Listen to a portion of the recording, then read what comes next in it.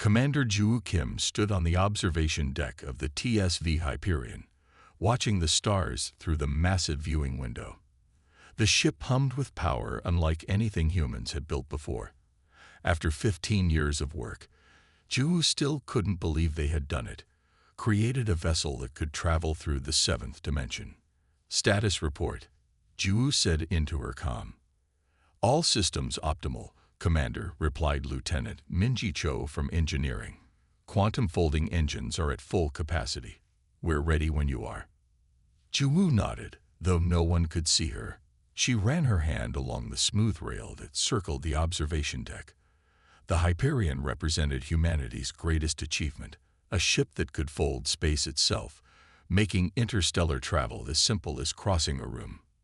300 crew members waited for her command, the best scientists, engineers, and explorers Earth had to offer. They had trained for 5 years for this moment. Now, they would make history. This is foolish, Dr. Taho Ba had told her just yesterday. The old physicists still feared what they might find. We don't understand enough about dimensional barriers to breach them. But Ju had dismissed his concerns. Humanity had waited long enough. The stars called to them. Bridge to Commander Kim, came Captain Sun Woo Park's voice. We're ready for your final authorization. Ju took a deep breath. On my way, Captain. The bridge buzzed with quiet activity as Ju entered. Screens displayed data streams, engine outputs, and dimensional calculations too complex for any human to process without the help of computers. Commander on deck, announced Captain Park. Ju waved away the formality. Status. All systems green, replied Sunwoo. The jump coordinates are set for the Alpha Centauri system. Travel time. Instantaneous.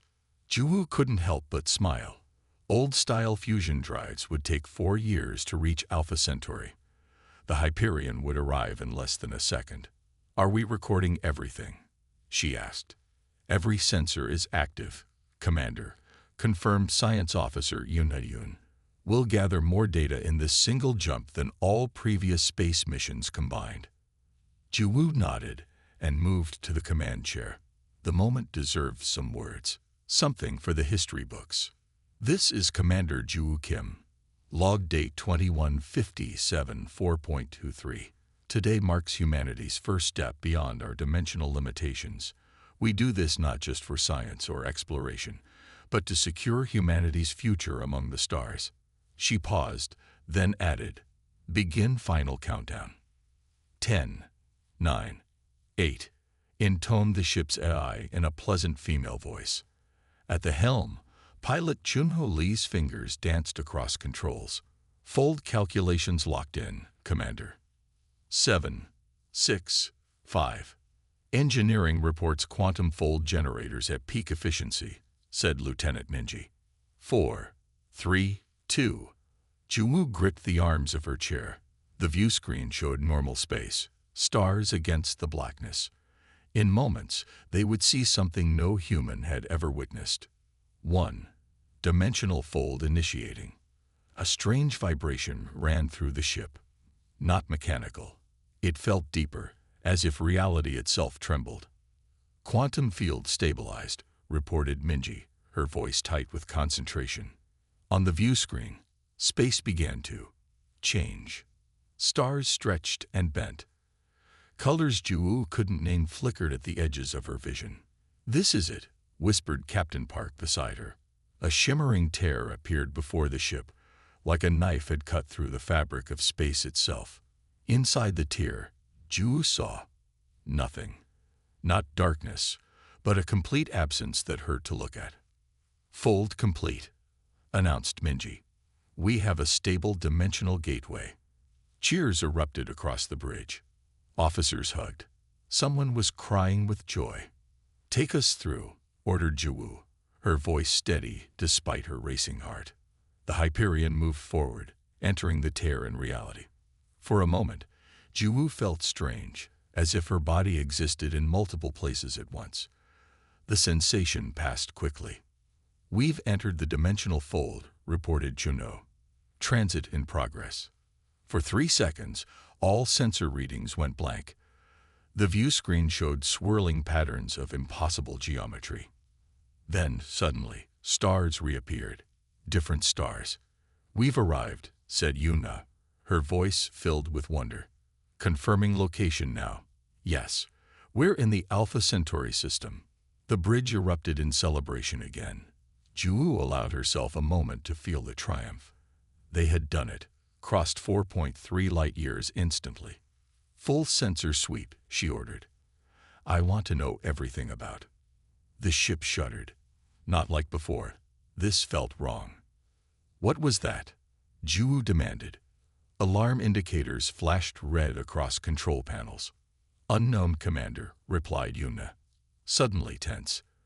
"But I'm detecting something odd." "Define odd," said Captain Park. "The space around us is different," Yuna said. "Like the dimensional fold hasn't fully closed." Ju frowned. "Show me." The view screen changed.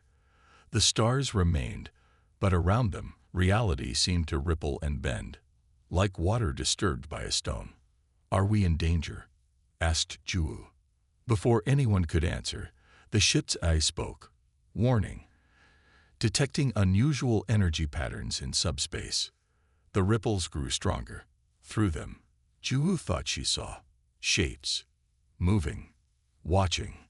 "Close the dimensional fold," she ordered. "Now." "Trying, Commander," said Minji. "But something's interfering with the process." On the screen, the ripples parted. Something vast moved beyond them. Something that could not exist in normal space. "What is that?" whispered Juno. No one answered. No one needed to. They all felt it, a presence. Ancient, powerful, and now aware of them. The ship's systems flickered. Every screen on the bridge displayed the same message. "You HFY we or you should note it." Then all went dark. When the lights returned seconds later, the ripples were gone. The stars looked normal again. "Status report," Ju demanded, fighting to keep her voice calm. "All systems functioning normally," said Minji, sounding puzzled. "The fold has closed completely." "Did we imagine that?" asked Captain Park quietly. Yunha shook her head. "The sensors recorded it all, Captain. Something was there. Something noticed us." Ju stared at the now normal starfield. They had achieved their goal. Dimensional travel was possible. But at what cost? What had they awakened? "Commander," said Yuna suddenly, "I'm detecting unusual radiation from the nearest planet. It wasn't there in our pre-mission scans." "What kind of radiation?" asked Ju. "Unknown, but it's growing stronger, and it appears to be moving toward us." The radiation reached the Hyperion faster than anything should move. One moment the strange energy was near the planet. The next it enveloped the ship like a fog. "Shields up," Commander Ju ordered, but Lieutenant Minji shook her head. "The radiation is already inside our shields, Commander. It's passing through everything." The bridge crew watched as the strange light danced across control panels and human skin alike. It didn't seem harmful. Sensors showed no damage to the ship or crew, but its presence felt wrong. "Is this a form of scan?" Captain Sunwoo asked. Before anyone could answer, a voice spoke over the comm system. "Commander, this is communications. You need to get down here. Now." Juwoo and Sunwoo rushed to the communications center, where they found communications specialist Do-Hyun Park sitting rigid at his station. His eyes were wide, fixed on something only he could see. "Do-Hyun." Juwoo touched his shoulder. Do-Hyun blinked slowly. "They're talking to me," he whispered. "Who is?" asked Sunwoo. "Whatever came with that radiation, it's trying to translate itself, to find a way we can understand." Juwoo looked at the screens around Do-Hyun's station. They displayed normal readings, but occasionally flashed with geometric patterns that seemed to shift in impossible ways. "Can you communicate back?" Juwoo asked. Do-hyun nodded slowly. I think so. I'm trying to. He gasped suddenly as every screen in the room went dark. Then, a single message appeared. We observe the Beumandari, CROSSERS. Tell them we come in peace, said Juwoo. We're explorers, not invaders. Do-hyun nodded and closed his eyes. The screens flickered, then displayed. In TNTIR, we leave and consequency remains. Suddenly, Do-hyun cried out, clutching his head. They're trying something else. They can't seem to communicate clearly through technology. The lights dimmed throughout the ship. The strange radiation intensified, swirling around them like luminous smoke. Every crew member on the bridge felt it at once, a presence inside their minds. Not invasive, but undeniably there, like standing in a room with someone you can't see but can sense. A feeling washed over them, amusement, but also concern. Like an adult watching a child playing with something dangerous. Is everyone else feeling this? Juwoo asked, her voice unsteady. Nods around the bridge confirmed they were all experiencing the same thing. They're communicating directly with our minds, said Science Officer Yuna. Her voice filled with wonder and fear. This is impossible. In their minds, they heard not words but concepts forming into understanding. Asterisk, you have opened a door you cannot close, asterisk. Juwoo stood straighter. Who are you? What door do you mean? The response came as a series of impressions. Ancient, vast, watchful. Then, asterisk, the dimensional barriers exist for a reason. Protection. Asterisk. Protection from what? Juwoo demanded aloud, knowing somehow that speaking or thinking made no difference. Images flooded their minds, vast, shadowy forms moving between realities. Hungry things that sensed weakness in the walls between dimensions and converged upon them. Asterisk, dimensional infants playing with universal knives. Asterisk, came the thought, carrying with it an emotion like pity mixed with exasperation. Do-hyun suddenly spoke, his voice different, deeper, more resonant. Your species has stumbled upon technology you cannot fully comprehend. The seventh dimension is not merely another direction. It is a boundary between ordered realities and chaos. We didn't know, said Juwoo. We only sought faster travel between stars. Intent matters little. Actions create consequences. Others have noticed your tear in reality. They are coming. Who is coming? Asked Captain Sunwoo. Many things. Some merely to observe, as we do. Others. The temperature on the bridge seemed to drop. Others to feed. Fear spread through the crew like a physical wave. How do we close the tear? Juwoo asked. You cannot. Not completely. Not anymore. Science Officer Yuna stepped forward. There must be something we can do. Help us understand. The entities seemed to consider this. The radiation swirled more intensely, and the screens throughout the ship displayed complex mathematical formulas that changed faster than human eyes could follow. Your drive has been altered, Do-hyun said, still speaking with that strange voice. The connection to higher dimensions cannot be severed, but it can be managed. The screens display the Hyperion's engine schematics, highlighting components with strange, glowing marks. You mean you've changed our ship? Juwoo asked, anger rising. By what right? By necessity, the voice cut in. You may return to your world, but know this. The tear follows you. It is bound to your vessel now. Where you go, it goes. You're sending us home with a target on our backs, said Captain Sunwoo. We are giving you a chance, corrected the voice. More than many would offer. Learn quickly, little ones. Adapt or perish. With that final thought, the radiation began to withdraw. The presence in their minds faded. Do-hyun collapsed in his chair, breathing heavily. They're leaving, he gasped. Engineering to bridge, came Lieutenant Minji's voice over the comm. Commander, you need to see this. The quantum fold engines have changed. Jiwoo and Sunwoo rushed to engineering, where they found Minji and her team staring at the ship's power core. The formerly blue-white energy had turned a deep violet color, and it pulsed with a rhythm like a heartbeat. "It's still functioning," said Minji, "but differently. The energy signature is unlike anything we've recorded before." "Can we still get home?" asked Jiwoo. Minji nodded slowly. "I think so. The navigation system is calculating a return path now. But what? The calculations are different, as if the drive now understands shortcuts we didn't program." The ship's AI announced, "Return path calculated. Warning, dimensional instability detected in Earth's vicinity." "What does that mean?" demanded Sunwoo. Science Officer Yuna, who had followed them to engineering, stepped forward with a tablet. "It means the entity was telling the truth. The tear is following us. We're bringing it back to Earth."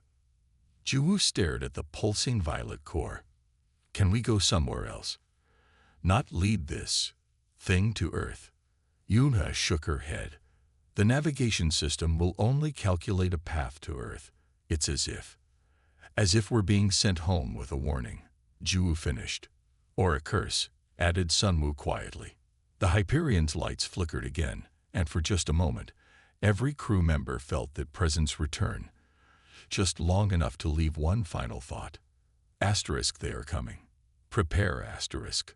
Then it was gone, leaving them alone with their altered ship and the terrifying knowledge that something waited for them between dimensions, something hungry that they had unwittingly awakened. "Set course for Earth," Jiwoo ordered finally. "Maximum speed. We need to warn them what's coming." The Hyperion returned to Earth orbit 30 days after its history-making journey. No one cheered this time. Commander Jiwoo Kim's report had been sent ahead, and Earth's governments were already in emergency sessions when the ship docked at Orbital Station 1. "Quarantine protocols in effect," announced Station Director Jaehyun Ryu as Jiwoo and her senior staff stepped through the airlock. "The ship stays sealed until further notice." Jiwoo nodded grimly. "Has anything unusual happened yet?" Jaehyun's face tightened. "You could say that." He led them to the station's observation deck.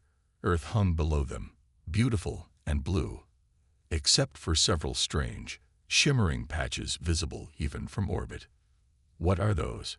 asked Captain Sunwoo. "Reality fluctuations," said Jaehyun. "They started appearing 3 days ago, right after you sent your message. First one was in the Pacific Ocean. Now there are 23 worldwide." "Have there been visitors?" Jiwoo asked carefully. "Not yet, but the fluctuations are spreading." 2 hours later, Jiwoo sat in a conference room with Earth's top scientists and military leaders. Dr. Hyunjin Kang, the Hyperion's chief scientist, stood at the front, explaining what they had learned. "The dimensional tear isn't just following our ship," she said. "It's growing. Each time it expands, the barriers between our reality and higher dimensions become thinner." "Can we repair these barriers?" asked General Min Seo-kwon. Hyunjin shook her head. "We barely understand what they are. Fixing them is beyond our current technology." "Then what do you suggest?" the general demanded. "We just wait for these entities to invade." "We need to study the fluctuations," said Hyunjin. "Learn their patterns. The Hyperion sensors might help us predict where new ones will form." Jiwoo nodded. "We should send teams to each site. If we can't close these tiers, we need to at least understand them." 5 days later, Jiwoo stood at the edge of a reality fluctuation in what had once been a quiet neighborhood in Seoul. Houses stood empty for 2 blocks in every direction. The fluctuation itself looked like heat waves rising from hot pavement, except these waves bent light in impossible ways. "The readings are consistent with the other sites," said Dr. Hyunjin, studying her tablet. "Localized physics anomalies. Gravity is 0.6% weaker here. Time moves 3% faster inside the fluctuation field." Jiwoo picked up a small stone and tossed it into the fluctuation. The stone slowed as it passed through the boundary, then disappeared completely. "Where did it go?" she asked. Another dimension, most likely, replied Hyunjin. Or nowhere at all. A soldier approached them, his face pale. Commander, we found something you should see. He led them to a house at the edge of the evacuation zone. Inside, all the furniture in the living room was pressed against the ceiling, as if gravity had reversed only in this one room. It started yesterday, said the soldier. And there's more. In the kitchen, a tap dripped water upward. In a bedroom, a clock ran backward. Small reality glitches were appearing everywhere. That night, the first reports came in of the shadow people. A family in London saw them first, tall, thin figures that seemed to be made of darkness deeper than night. They moved through walls and stood watching people for hours without moving. Similar reports flooded in from other fluctuation zones. The shadow figures never spoke or interacted. They simply observed. They're studying us, Ju said during an emergency meeting. Learning about us. Why? Asked General Kwan. To understand our weaknesses, perhaps, suggested Captain Sunwoo. The first military response came 3 days later when shadow figures appeared inside a military base near a fluctuation zone in North America. Soldiers fired bullets that passed harmlessly through the entities. Explosives had no effect. The shadows simply watched the humans' futile efforts, then vanished. 2 weeks after the Hyperion's return, Ju received an urgent call from communications specialist Do-Hyun Park. Commander, you need to come to the ship, he said, his voice excited. The AI has been working on the alien communications we received. It's found something. Ju rushed to the Hyperion, now docked in a special hangar built to monitor the dimensional energies still pulsing from its drive. What have you found? She asked as she entered the bridge. The ship's AI displayed a complex series of equations on the main screen. I have been analyzing the communications from the higher dimensional entity, it said. Their language is mathematical in nature. I believe I have partially decoded it. And, Ju prompted, the entity did more than warn us. It gave us information, hidden in the very alterations it made to our drive. We cannot close the dimensional tiers, but we might be able to control them. Do-Hyun explained further. The drive still has a connection to the higher dimensions. It's like a doorway that can't be fully closed. But if a door can't be closed, we can still decide what comes through it. Ju finished, understanding dawning. Exactly, said Do-Hyun. The AI thinks we can use the drive to create a resonance frequency that disrupts the shadow entity's ability to fully manifest in our dimension. A weapon? Asked Ju. Not exactly, the AI responded. More like a dimensional filter. If we can't stop them from coming, we can at least try to control which ones get through. Ju stared at the equations, a plan forming in her mind. We need to move quickly. The shadows are just observers, but that entity warned us that others would come to feed. If we can use the drive to create this filter, we might have a chance when the predators arrive. Just then, alarms blared throughout the ship. Ju rushed to the communications panel. Commander, came General Kwan's tense voice. We have a situation. A new type of fluctuation has appeared over Beijing, much larger than the others, and something's coming through. The video feed showed a massive tear in reality, far larger than any previous fluctuation. Through it, something vast and dark was emerging. Not a shadow this time, but a physical presence that bent light around it. Where it touched buildings, they crumbled to dust. It started, whispered Do-Hyun. Ju straightened her shoulders. Prepare the Hyperion for immediate launch. If we can't bring the drive to the fluctuations, we'll bring the fluctuations to the drive, finished the AI. As crew members rushed to their stations, Ju stared at the feed from Beijing. The entity had fully emerged now, a shifting mass of tentacles and eyes that human minds couldn't properly process. The predators had arrived. The real fight for Earth's survival was about to begin. The town of New Hope no longer existed, at least not in any way that mattered. The buildings still stood. Streets remained intact. But the people, all 12,000 of them, had gone silent overnight. Emergency teams found them sitting in homes, standing in streets, lying in beds, all breathing, all with open eyes, but none responding to any stimulus. Like empty shells, Dr. Hyunjin said, her voice shaking as she showed Commander Juwoo the footage. Something took whatever makes them human. It was the third such town in a week. The pattern was becoming clear. Each attack occurred near a reality fluctuation, and each time, the fluctuation disappeared afterward. "It's feeding," said Captain Sunwoo, "consuming the energy of the tiers and the minds of anyone nearby." Juwoo stared at the map showing reality fluctuations across Earth. "We need to stop it before it reaches a major city." For 3 days, the Hyperion's crew worked without rest. Dr. Hyunjin led a team adapting the ship's altered drive into a weapon. Their theory was simple but desperate. If they couldn't destroy these higher dimensional beings, perhaps they could force them to fully enter our reality, where they might be vulnerable. "We're calling them dimensional anchors," Hyunjin explained, showing Juwoo a series of devices being installed around the ship. They generate a field that should, in theory, collapse a being's higher dimensional aspects, forcing it to exist only in our 3 dimensions. "In theory," repeated Juwoo. Hyunjin nodded grimly. "We've never done anything like this before." "No one has." The next attack came faster than expected. A reality fluctuation near Osaka suddenly grew 10 times larger. Sensors detected a massive energy drain beginning in the surrounding area.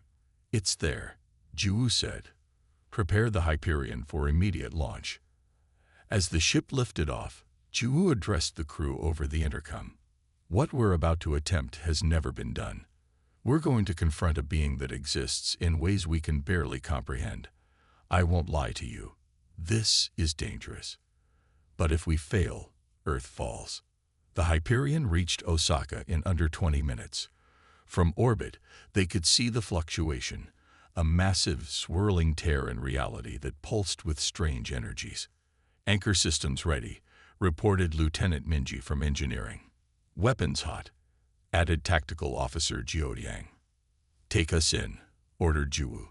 Slowly, the Hyperion descended toward the fluctuation. As they approached, sensors began to malfunction. Reality itself seemed to bend around them.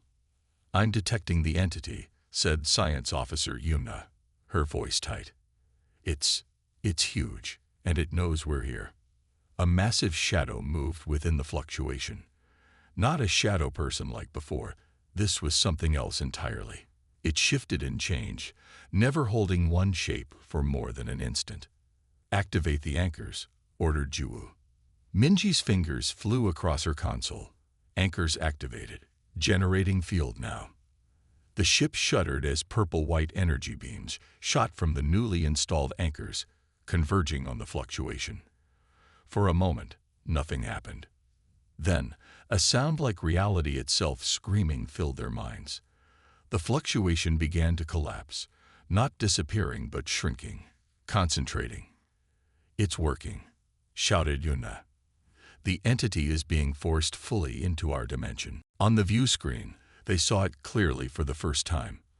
The creature was a nightmare of shifting geometries, angles that shouldn't exist, shapes that hurt to look at. It writhed in what seemed like pain as the anchor field forced it to conform to 3-dimensional space. Several crew members turned away, unable to process what they were seeing. 2 collapsed at their stations, blood trickling from their noses. Juwoo felt her own mind straining, but forced herself to watch. "It's vulnerable now," she said through gritted teeth. "All weapons, fire." The Hyperion's weapon systems, enhanced since their return, unleashed everything they had.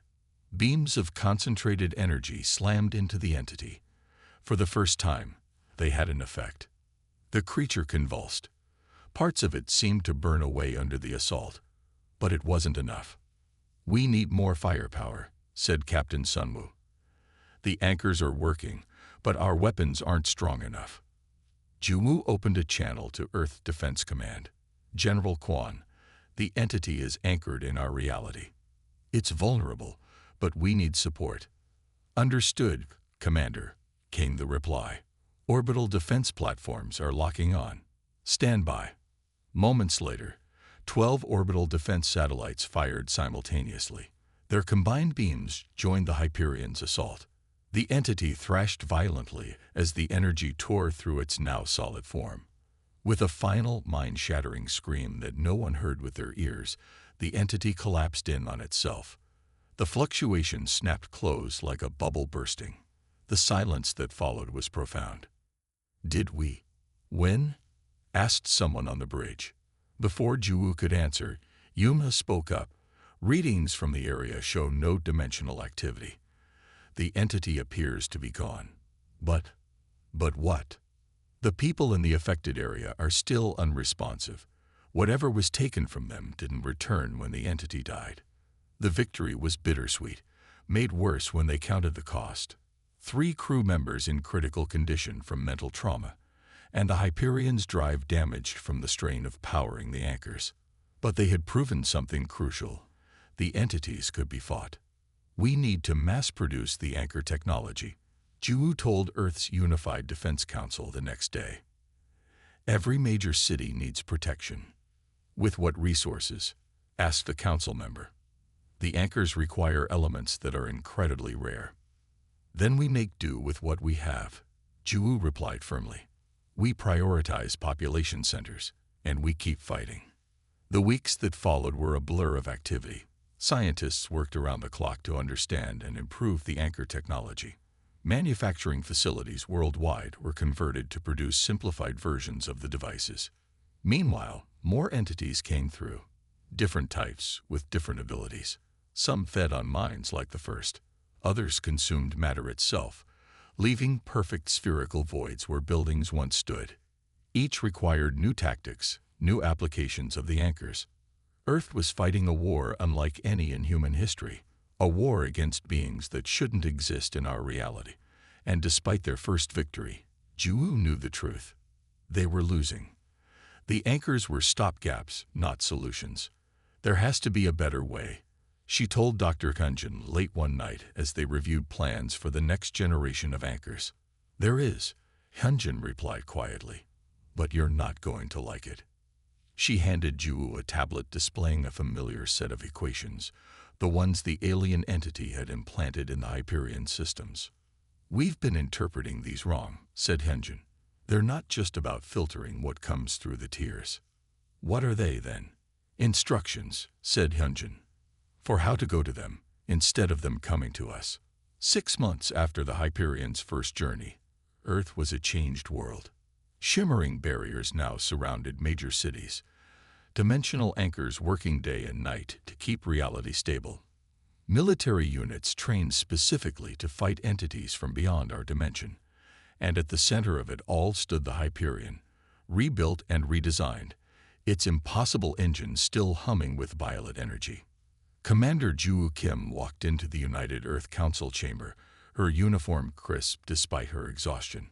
The 100 council members representing Earth's nations fell silent as she approached the central podium. "Commander Kim," said Council President Soo-Young-han, "the Council has reviewed your proposal. Many find it disturbing." Ju nodded. "I understand. But after 6 months of fighting a losing war, we need to try something new." "You're suggesting we send the Hyperion back into the higher dimensions," said Soo-Young. "The very action that started this crisis." "Yes," Ju said simply. "But this time, we go with purpose and understanding." She activated the display behind her, showing the complex equations the ship's AI had finally decoded. "For months, we've been fighting the entities as they enter our reality. But Dr. Kunjin's team has discovered something crucial in the communications we received during our first contact." The display changed to show translation fragments. "We are not the first species to discover dimensional travel," Ju continued. "The higher dimensions are filled with civilizations, some friendly, some hostile, most simply different." A murmur ran through the council. "Our first mistake was thinking the entities were angry at our intrusion. They weren't. They were evaluating us." "Evaluating?" asked a council member. "For what purpose?" "Evolution," Ju replied. Species reaching our technological level face a choice: retreat from dimensional knowledge or master it. Those who master it join a community of beings across multiple realities. And those who fail? Asked Suyang. Juwoo's face hardened. They become food for the predators, beings that hunt developing species at this crucial juncture. It's a test, one that countless civilizations have faced before us. Communications specialist Do-hyun Park stepped forward. Since first contact, he had developed an unusual sensitivity to dimensional energies. His eyes now held a strange violet glow. "I've been able to establish limited communication with some of the benevolent entities," he said. "They don't interfere directly. That would invalidate the test. But they've shared knowledge." "What knowledge?" asked Suyang. "The predators can be defeated," said Do-hyun. "But not by fighting them here, in our reality. We need to face them in the spaces between dimensions, where they're vulnerable." The display showed the Hyperion's new design, modified with technology that seemed impossible 6 months ago. "We've rebuilt the Hyperion to survive in higher dimensions," Juwoo explained. "A small crew will travel to what Do-hyun calls the Nexus, a point where multiple dimensions intersect. From there, we can potentially close the tiers from the other side." "This is madness," said a council member. "You barely survived your first encounter." "True," admitted Juwoo. "But we've learned since then. The friendly entities have shared something vital. The predators fear certain species." "Why would such powerful beings fear anything?" asked Suyang. "Because some species adapt," explained Dr. Hyunjin, stepping forward with her own displays. "The human mind is remarkably flexible. The predators are ancient and powerful, but fixed in their nature. They feed on species that can't adapt to dimensional awareness." She showed brain scans of the Hyperion's crew. "Our continued exposure to dimensional energies has changed us. We're developing new neural pathways to process higher dimensional concepts." "You're saying humans are evolving?" asked Suyang. "Exactly," said Juwoo. "The predators fear that. They're trying to consume us before we fully adapt." The council chamber fell silent as the implications sank in. "How soon can you be ready?" asked Suyang finally. "The ship is prepared. We leave in 48 hours. 2 days later, Juwoo stood on the Hyperion's bridge. The crew was smaller this time, only 12 volunteers, each showing signs of dimensional adaptation. Captain Sunwoo, Dr. Gunjin, Do-hyun, and a few others who had been there from the beginning. "All systems ready," Commander reported Lieutenant Minji from her engineering station. "Course to the Nexus calculated," added Do-hyun.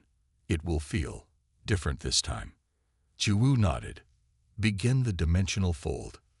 This time, there was no tear in reality.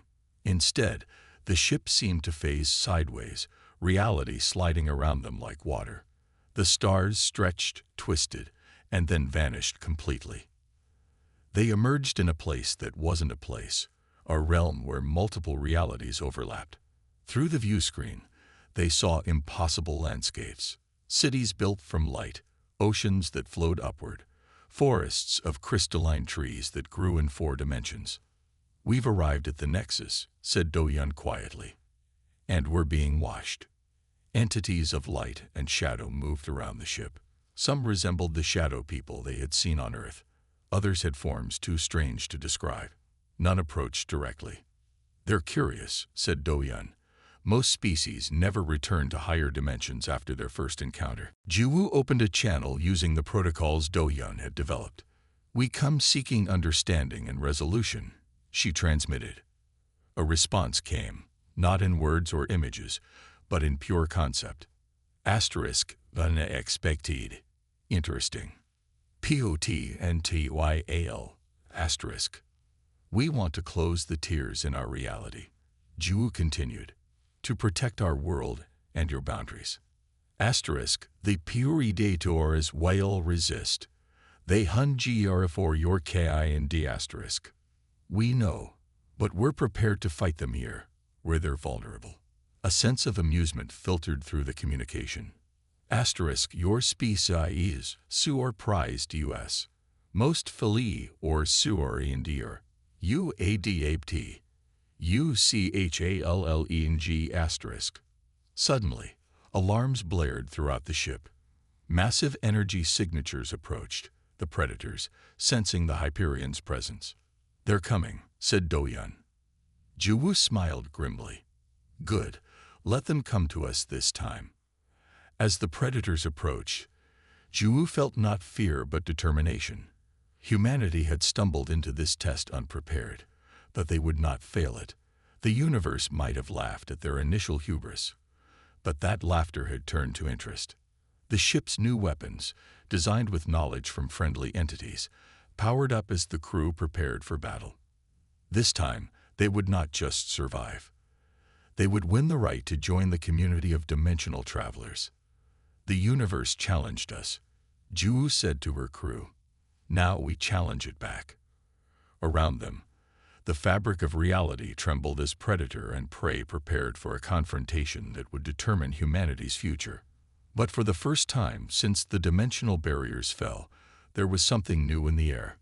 Hope. The end